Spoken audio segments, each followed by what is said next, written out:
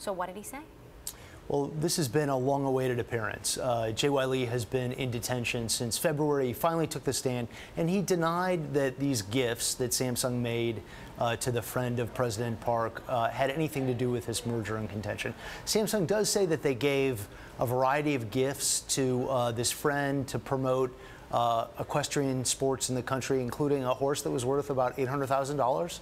Not too bad. That's quite a gift. But they say that promoters around the government frequently come to them for contributions like they do to other major companies in Korea. So they deny that there was any connection between So how big a distraction has this been? And where do they go from? It's a big distraction in Korea. I mean, they have this trial playing. There's regular coverage of it, daily coverage of it. This moment was very much waited for, but the trial has to end now. There's a period of time that has to end next week. The trial will be completed, and the judge needs to make a decision about this. So next steps then? Well, it's important to point out that Samsung Electronics, the business, has been doing very, very well. Their chips business is very strong. Their smartphone business has actually been coming back quite a bit.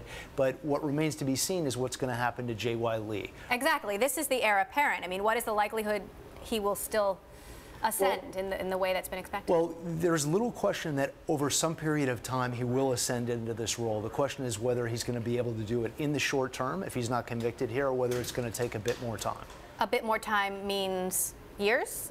Well, how long? If there was some convention, I would say that there has been criticism of the prosecutors that they have not been able to produce any sort of smoking gun that's connected J.Y. Lee to these actual contributions. So there's been a lot of circumstantial evidence, but the question is whether the jury is going to, whether the court is going to determine whether this is going to go forward.